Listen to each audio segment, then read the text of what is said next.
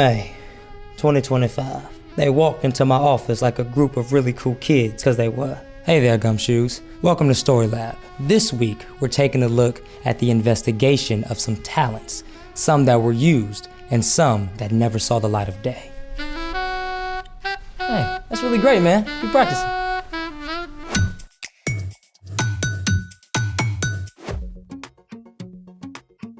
Hey guys, welcome to Story Lab. I'm Sebastian. And I'm Carter. This month, we're talking about what it looks like to love God by keeping our eyes open for ways to do God's work. I said keep your eyes open. Are you okay, man?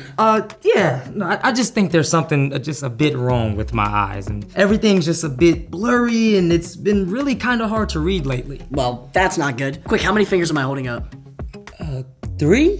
Ooh, man, something really is wrong. I did spend 36 hours just straight watching old black and white detective films. You know, film noir. You dirty rat. I knew I couldn't trust you. 36 hours? Hey, man, those are really good films. No wonder your eyes are out of whack. Luckily for you, I know a little something about eyes. You see? The eye is made of many parts. There's the white part, called the sclera. There's the cornea, which helps the eye focus, and then the iris and pupil, which control how much light gets in. Right, so how do I fix my eyes? Well, normally, when people have trouble with their eyes, they get glasses, like me. However, I think I have a quick solution to your problem. Okay then, let's make it. Today, we're gonna make our very own water magnifying glass. Now, detectives use magnifying glasses to get a closer look at the evidence, but we'll be using it for a different purpose. To start, you need a plastic 2-liter bottle, a marker and something to draw a circle with, a pair of scissors, and some water. Step 1, draw out a medium-sized circle on the bottle. Step 2, use scissors to cut out the circle. And remember, always get an adult's help when using sharp objects. Let me help you. You sure? Yeah. Oh, okay.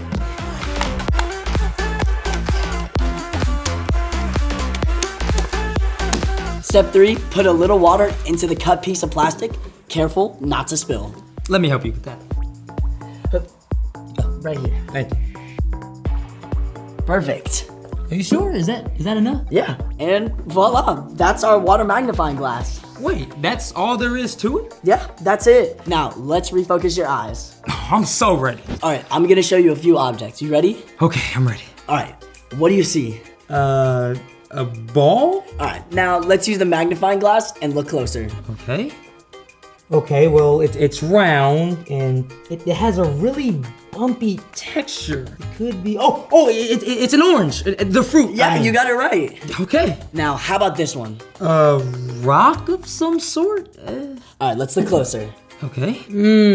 Okay, so it's not really a normal rock, I see. It has this weird, shell pattern. Okay. It's a fossil, right? Yeah, you got it right. Yes. All right, now, the last challenge. Are you ready? I'm ready. All right, super hard. Let's do it. All right, what do you see? Oh, this is tricky. It's like pinkish with all these white dots all over it. All right, let's see if you can get this one. Okay, magnifying glass activated. Okay, so it's has this smooth texture with all these white dots over it. It has a sweet smell. Okay, based on my deductions, it can only be a strawberry cake pop. Boom, you got it right. Yes, I did it. And to be honest, my eyes feel so much better. Well, I figured you just needed something to help you focus. Though, maybe lay off the movie marathons until your eyes are rested. Thanks. Though, I still love my detective stories. Well, speaking of stories, it's time for... The story before the story. Today, we're in the book of Matthew. Near the end of the book, Matthew recorded details from the final week before Jesus died and returned to life. After riding into Jerusalem on Palm Sunday, Jesus went up to the Mount of Olives. There, he told his followers stories or parables that explained what the kingdom of God is like. Parables use everyday objects and situations to share a deeper truth. The stories Jesus told help people think for themselves, make connection, and remember what he said. Which is where our story starts. Take it away. Hey everyone, I'm Padma. Hope you've got your magnifying glasses because today's story has us searching for something that should have never been hidden. Jesus knew that he didn't have much time left with his followers before he would give up his life. So, when he went up to the Mount of Olives, he told his disciples several parables, including this one. Here is what the kingdom of heaven will be like.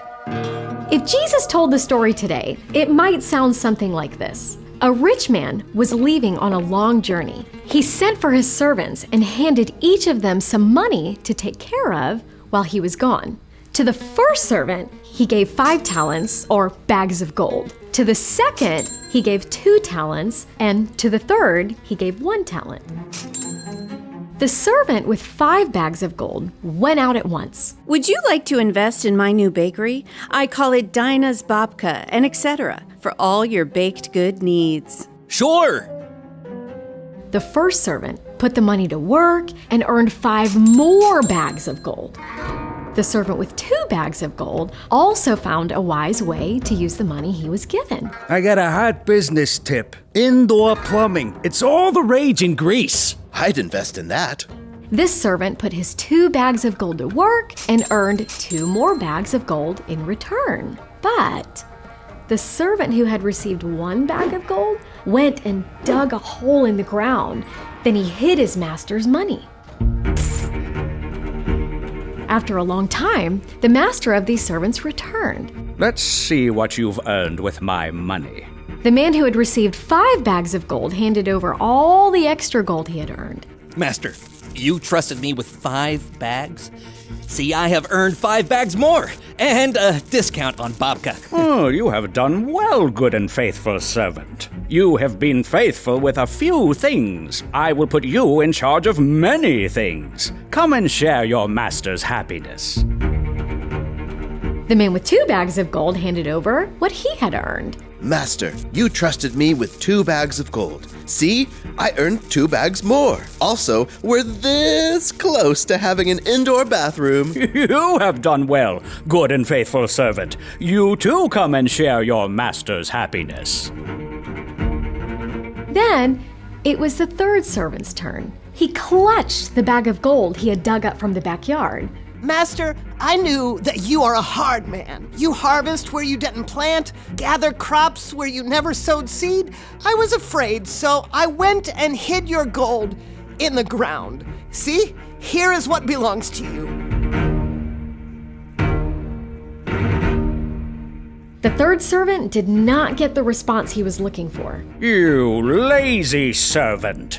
So you knew that I harvest where I didn't plant and gather where I didn't sow? Well then, you should have put my money in the bank. When I returned, I would have received it back with interest. Take the bag of gold from this man and give it to my servant with 10 bags of gold. No! I thought I was playing it safe. Everyone who has will be given more. And what about anyone who doesn't have? Even what they have will be taken away from them. Throw that worthless servant out. Whoa! Sounds intense, right? But what Jesus wanted the disciples and us to hear is simply this. The story was talking about talents in terms of money. We may not have much money, but God has given each of us unique talents and experiences, whether it's a lot or a little. And we're responsible to use what we've been given to make a difference in the world around us. The end. Yikes, I wonder what I would have done with a whole bag of gold. Yeah, I mean, it's easy for us to say that we would have done something amazing with it. But honestly, I don't know. Well, the story is really about whether the servants were willing to use what they'd been given in the first place. So, what's our part in the story? God has given each one of us different gifts, whether it's our talents, time, life experiences, or even our stuff. And God wants to help us make good use of those things. But it takes initiative. An initiative is seeing what needs to be done and doing it. So how do we put that all into practice? Well, the first step is to figure out what gifts you have. If you're not sure, ask a parent or friend or grown-up who knows you well. Oh, if you're good at math, you could help a friend with their homework. Or if you're good at drawing, you could draw somebody a card and brighten up their day. Yeah. Exactly. It doesn't have to be a big thing. It could be small. People have told me that I'm a pretty good listener. Not sure that's a talent. Being a good listener is huge. Taking time to listen to someone's story can truly make their day, and it might even turn out that one of the gifts you have to use is something hard you've been through. Like if you had to start out at a new school, you know what it feels like. Yeah, so if a new kid shows up in your class, you know how they feel and what they might need. You got it. No matter how much or how little you think you have, there's always a way to use it to share God's love with others. Thanks, Padma. Thanks. Until next time! So, here's the thing. Look for ways to use what you've been given. Whether it's a skill at art, math, sports, being a good friend, or just about anything. Speaking of being a good friend, I made us a little treat. Wow. I have never seen noir cake pops before. Stick with me, kid. I'll show you a whole new world, you see?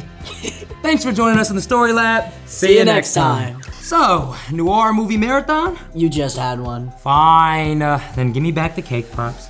No. Okay, what about one movie? This kid's a tricky one, you see?